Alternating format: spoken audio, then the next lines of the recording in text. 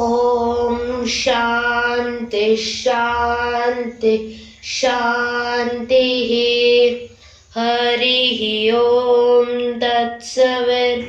ಶ್ರೀರಾಮಕೃಷ್ಣಾರ್ಪಣಮಸ್ತು.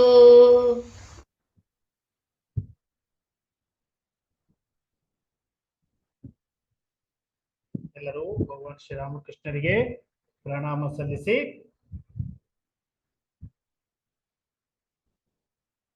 ಪ್ರಾರ್ಥನೆಯನ್ನು ಗೈದು ಈಗ ನಿಧಾನಕ್ಕೆ ಕಣ್ಣುಗಳನ್ನ ತೆಗೆಯಿರಿ.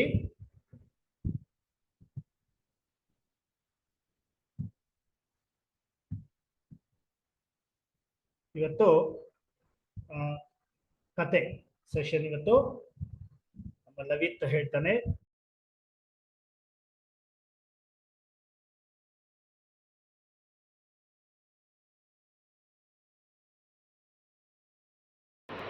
ಜಯ ಕೃಷ್ಣ. ನನ್ನ ಹೆಸರು ಲವಿತ್, VMS 545. ಇವತ್ತಿನ ಕಥೆಯ ಹೆಸರು ಶ್ರೀ ಶಂಕರಾಚಾರ್ಯರು.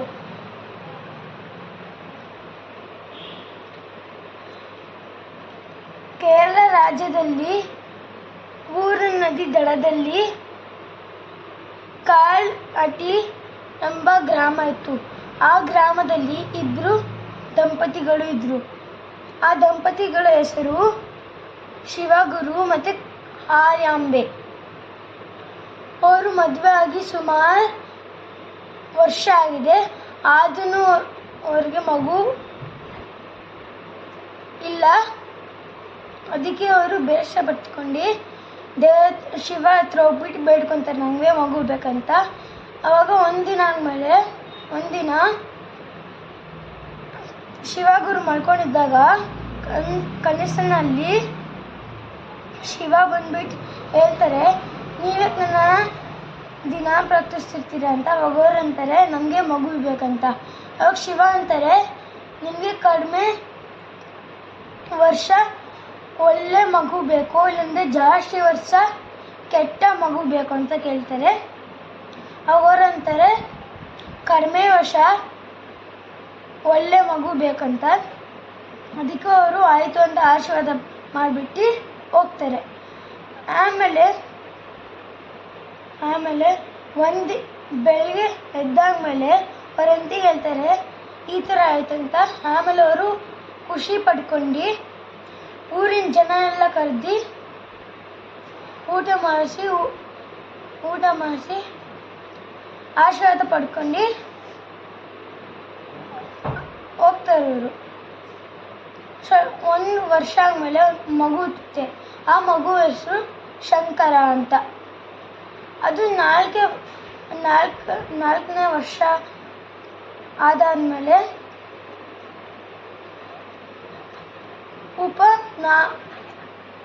ಉಪನಯನ ಮುಗಿಯುತ್ತೆ. ಸ್ವಲ್ಪ ದಿನ ಆಮೇಲೆ ಅವ್ರ ಅಪ್ಪನೂ ಸತ್ತಾಗ್ತಾರೆ.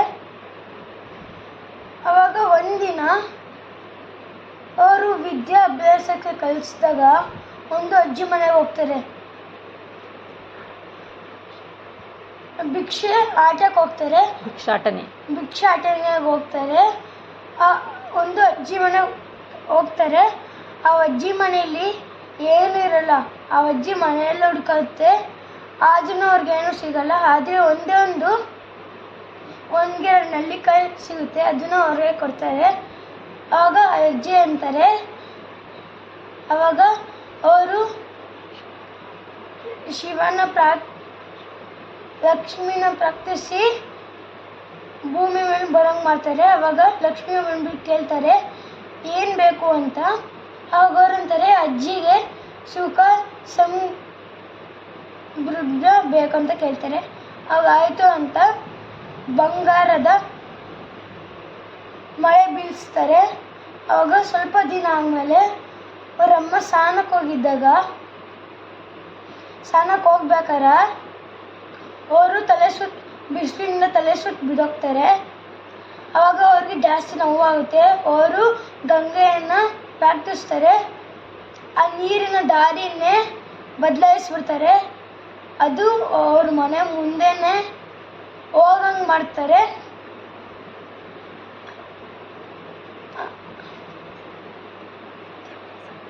ವಿದ್ಯಾಭ್ಯಾಸಕ್ಕೆ ಹೋದಾಗ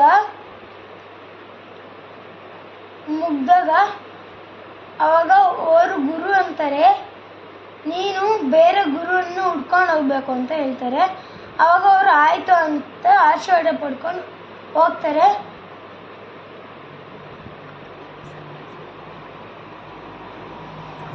ಅಮ್ಮನ ಹತ್ರ ಬಂದು ನಾನು ಸನ್ಯಾಸ ಆಗ್ಬೇಕಂತ ಕೇಳ್ಕೊತಾರೆ. ಆಗ ಅಮ್ಮ ಒಪ್ಪಲ್ಲ.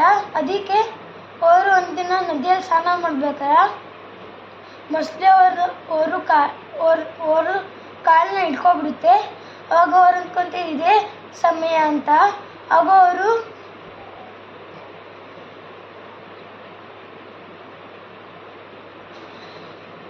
ಸಹಾಯ ಮಾಡಿ ಅಂತ ಜೋರು ಕಿಚ್ಕೊತಾರೆ. ಆಗ ರಮ್ಮ ಬಂದ್ಬಿಟ್ಟು ಕೇಳ್ತಾರೆ ಏನಾಯ್ತು ಅಂತ. ಅವಾಗ ಅವರಂತಾರೆ, ನೀನು ನನ್ನನ್ನು ಸನ್ಯಾಸಿ ಆಗೋಕ್ಕೆ ಆಶೀರ್ವಾದ ಮಾಡಿದೆ, ಈ ಮೊಸಳೆನ ಬಿಟ್ಬಿಡುತ್ತೆ.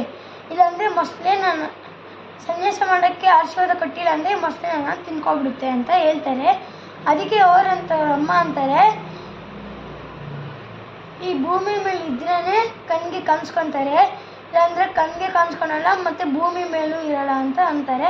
ಆಯಿತು ಅಂತಾರೆ. ಆಮೇಲೆ ಅವರು ಇದು ನೀರಿನ ಹೊರಗೆ ಬಂದ್ಬಿಟ್ಟು ಆಶೀರ್ವಾದ ಪಡ್ಕೊಂಡು ಸನ್ಯಾಸಕ್ಕೆ ಹೋಗ್ತಾರೆ. ಅವರು ಗುರು ಹೋಗೋ ದಾರಿಯಲ್ಲಿ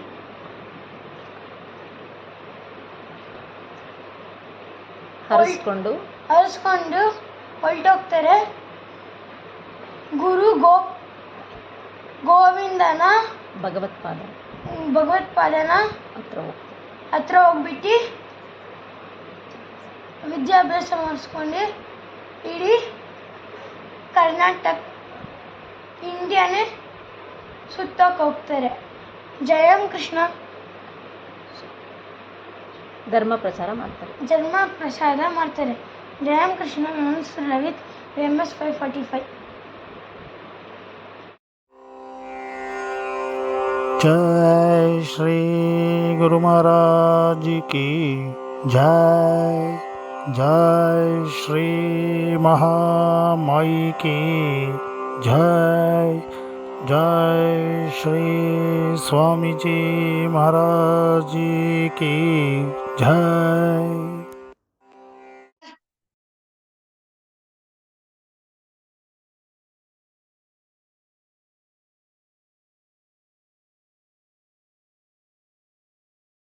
Jayaram Krishna sir.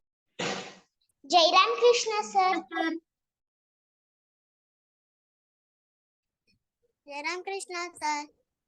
Jayaram Krishna sir.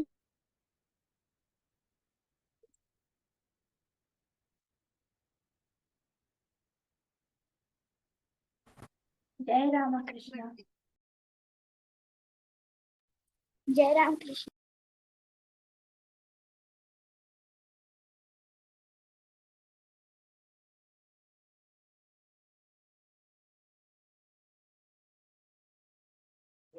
Jayaram Krishna sir. Jayaram Krishna sir.